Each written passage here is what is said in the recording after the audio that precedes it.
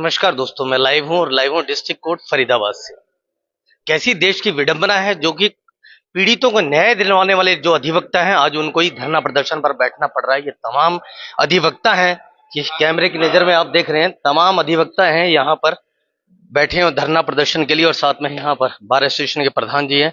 हम लोग इन लोगों से बात भी करेंगे, आखिर मामला क्या है। जो लोगों को, पीड़ितों को न्याय दिलवाते हैं, आज वो खुद न्याय के लिए लड़ाई लड़ रहे हैं। आखिर मामला क्या था।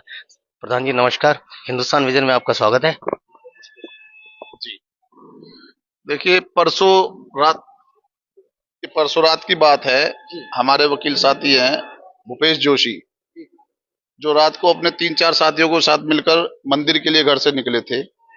जैसे ही वो घर से निकले, थोड़ी दूर जाकर मेडिचेक के नाम से एक हॉस्पिटल है, वहां पर एक गाड़ी खड़ी हुई थी जिसमें कुछ लोग बैठकर शराब पी रहे थे।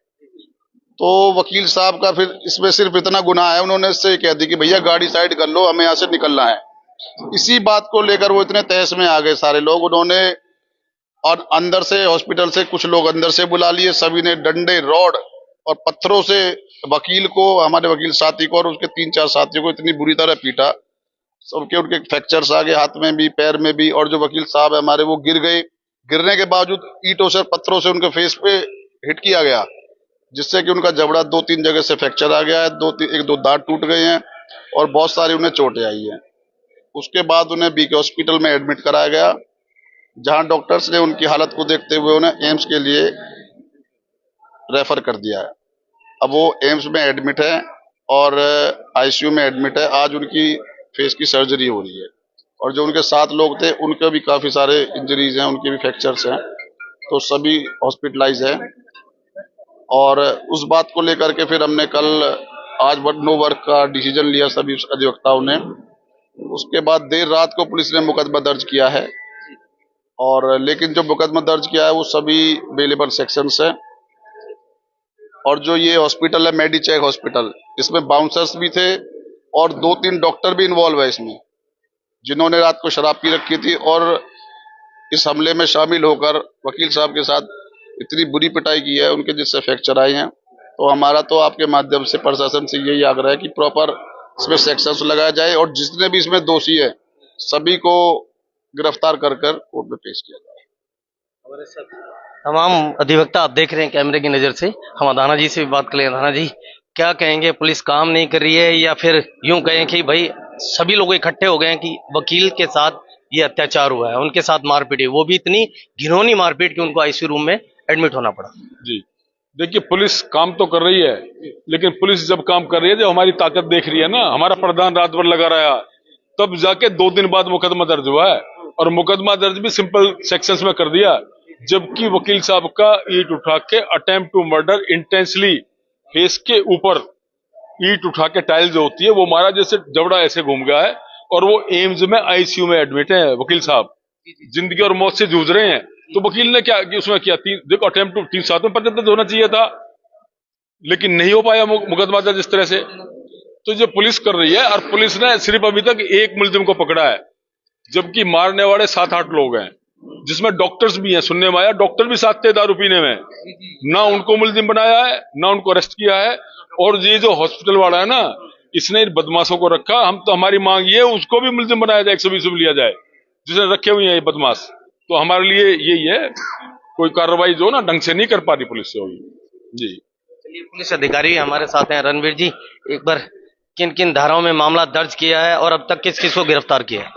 इसमें जो है ना, जो शुरू में प्रेमा फेसी जो सेक्शंस हैं, उनके तहत मुकदमा दर्ज कर लिया गया है। और ये मामला चूंकि कोतवाली थाने का है, वहाँ दर्ज हुआ है।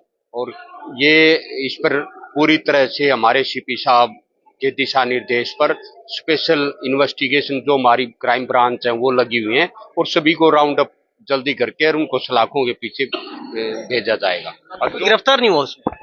हाँ, इसमें राउंड अप हैं जो भी आरोपी हैं, और शीघ्र गिरफ्तार किया जाएगा। क्योंकि वकील जो है ना, क्रिमिनल जस्टिस सिस्टम का पार्ट है, जैसे पुलिस है। और हम वकील साहिबान के साथ हैं और बिल्कुल इनको जस्टिस जल्दी से जल्दी दे देंगे। इसमें किसी प्रकार की कोई भी कोताही नहीं बरती जाएगी। शुक्रिया। ये हमारे साथ पुलिस प्रशासन भी मौजूद है और हमारे साथ वरिष्ठ अधिवक्ता भी हैं। बाबूजी आप वरिष्ठ अधिवक्ता हैं, ये ऐसी घिनौनी हरकत अपने अपने अपने और एक्स प्रेसिडेंट भी यहाँ पर, ऐसी घिनौनी हरकत वो भी अधिवक्ता के साथ, क्या कहें? शर्म की बात है कि एक जेंटलमैन जिसमें आवाज नहीं है उसको जो है ना घेर के 8-10 गुंडों ने, जो प्रोफेशनल गुंडे रखे हुए अस्पताल वालों ने, इतना बुरी तरह ईंटों से, पत्थरों से, डंडों से पीटा, उसका जबाड़ा टूटा पड़ा। अब पुलिस इंस्पेक्टर साहब भी बैठे हैं और भी पुलिस वाले, अगर उनको नहीं पता धाराओं का, हमें भी 51 साल हो गए वकालत करते, हमसे पूछ लें। इसके ऊपर कोई भी डिसफिगरमेंट होती है 326 लगती है। दांत का जरा सा 1% टुकड़ा भी टूटे तो 326 लगती है। कोई सुनने को तैयार नहीं है और कह रहे हैं आ गई है, चलेगी है, 307 लगा देंगे, 326 लगा देंगे। वो मौत और जिंदगी के मौत के बीच में जूझ रहा है। ये तो हमारे प्रधान जी युवा है, जेपी दाना जी, इन्होंने जोर लगा करके मुकदमा दर्ज कराया और फिर भी नहीं मान रहे। इतने अप्रोचेबल हैं वो अस्पताल वाले कि उनके कान पे जू नहीं रहेगी पुलिस वालों के। आपको लग रहा है कि यह पुलिस उनको बचा रही है या कोई कुर्ताधारी बचा रहा है उनको? इंडियन पिनल कोड की किताब ले आए, मेरे से बहस कर लें कि इस गर्दन से ऊपर कोई भी चोट लगती है, डिसफिगरमेंट होती है, 326 लगती है, या दांत का इतना सा भी टुकड़ा टूटे, भुर जाए तो 326 लगती है। कोई सुनने को तैयार नहीं है। नहीं समझ आती तो हमें बुला लें, हम समझा देंगे। और उनकी जो अप्रोच है, भी आए, पेश हुए, बेलेबल ऑफेंस है, बेल होगी, बल्ले बल्ले, ऐसे नहीं चलेगा। चाहे 1 साल चले वकाल अपने हड़ताल, चाहे 3 महीने चले, 1 महीना चले, इंडेफिनिट स्ट्राइक होगी जब तक हमारे मुताबिक कार्रवाई नहीं होगी। ये ऐलान है।